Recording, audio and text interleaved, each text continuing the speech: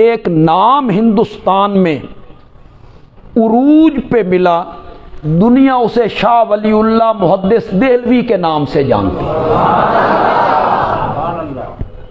ہندوستان میں فارسی قومی زبان تھی، فارسی بولی جاتی، لکھی جاتی، پڑھی جاتی، سمجھی جاتی۔ حضرت شاہ ولی اللہ رحمۃ اللہ علیہ نے محسوس کیا کہ لوگ قرآن سے دور ہیں، لوگوں کو قرآن کی سمجھ آنی چاہیے، لوگوں کو قرآن پڑھنا چاہیے۔ چنانچہ انہوں نے قرآن پاک کا فارسی میں ترجمہ کیا، شاہ ولی اللہ محدث دہلوی رحمۃ اللہ علیہ نے فارسی میں، اور بڑی مختصر سی ایک تفسیر لکھی جس کا نام ہے فتح الرحمن، بالکل مختصر سی تفسیر ہے۔ انہوں نے فارسی میں یہ ترجمہ بھی کیا، تفسیر بھی لکھی۔ عام میں جو لوگ اس ہمارے مدارس سے منسلک نہیں ہیں، شہری لوگ آئے ہیں، آپ یہ سن کر حیران ہو جائیں گے کہ جب شاہ ولی اللہ رحمۃ اللہ علیہ نے فارسی میں قرآن پاک کا ترجمہ لکھا تو جو عباد البطن علماء تھے، جو لوگوں کو شرک اور بدعات کی طرف مائل کرتے تھے، انہیں خطرہ محسوس ہوا کہ اگر لوگوں نے قرآن سمجھ کے پڑھ لیا اور انہیں قرآن والی اینک لگ گئی تو ہمارے چہرے پر جو ماتا کے داغ ہیں اور ہم نے میک اپ سے چھپا رکھے ہیں، یہ لوگوں کو نظر انہوں انا رہنا چاہیے۔ انہیں قرآن کی سمجھ نہیں آنی چاہیے۔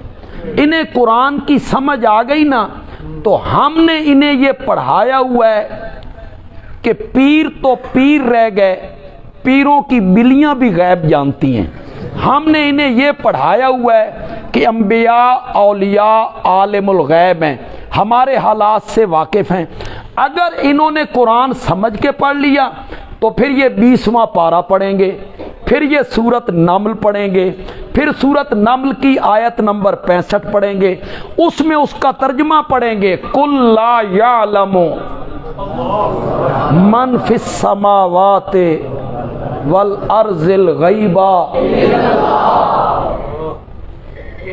کہ زمین والے بھی غیب نہیں جانتے، آسمان والے بھی غیب نہیں جانتے، غیب جاننے والا ہے تو صرف کون ہے؟ انہوں نے یہ بات پڑھ لی تو ہمارے قصے کہانیاں سیف الملوک وارث شاہ دی ہیر کس سننی ہے پھر قرآن کے مقابلے میں؟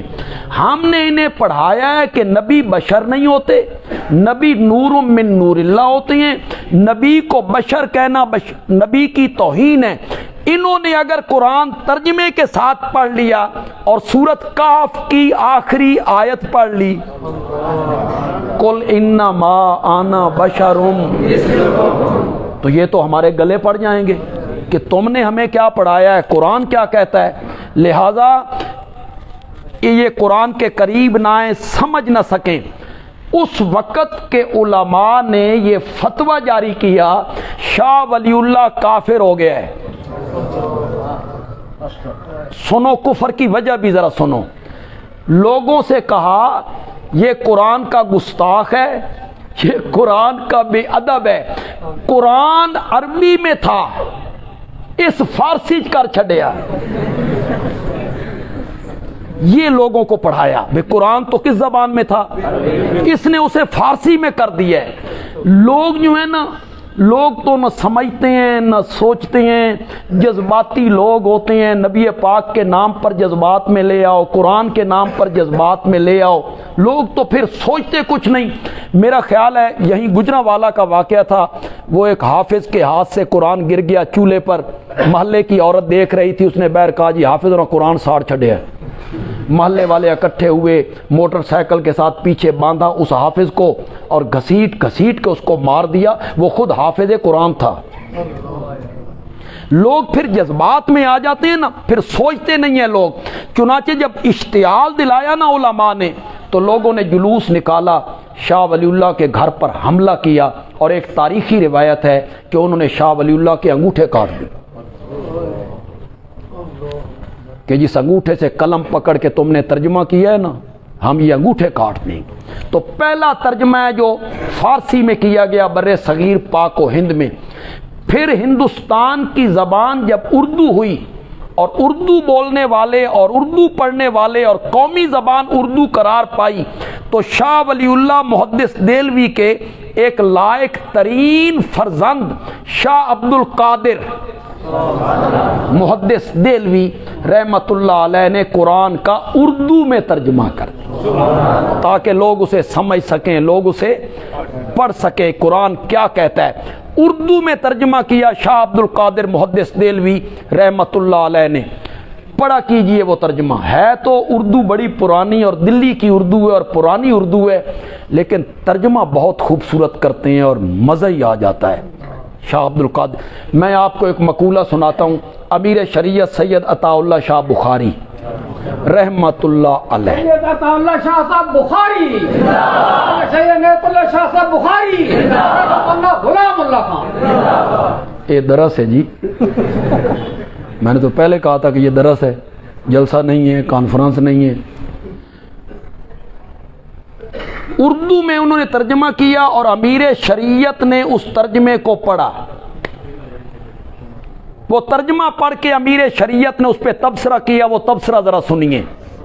امیر شریعت کہتے ہیں شاہ عبد القادر نے اردو میں جو قرآن کا ترجمہ کیا ہے اتنا فٹ ترجمہ کیا ہے کہ اگر اللہ قرآن اردو میں اتارتا نا تو بالکل اسی طرح اتارتا جس طرح شاہ عبد القادر نے ترجمہ کر دیا۔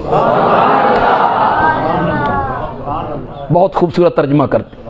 قل انما انا بشر مثلکم کا کیا ترجمہ کیا؟ سب نے ترجمہ کیا میں بشر ہوں تمہاری طرح، انہوں نے یہ معنی نہیں کیا، انہوں نے کہا میں بشر ہوں جیسے تم، میں بشر ہوں جیسے، مثلو کا پہلے معنی کیا، کم کا اپنی جگہ پہ معنی کیا، میں بشر ہوں جیسے تم۔ یہ تمہاری طرح اور جیسے تم میں جو ایک باریک فرق ہے نا، یہ میں اتنی جلدی آپ کو سمجھا نہیں سکتا، میرے پاس وقت ہوتا تو میں فرق سمجھاتا کہ تمہاری طرح یا جیسے تم۔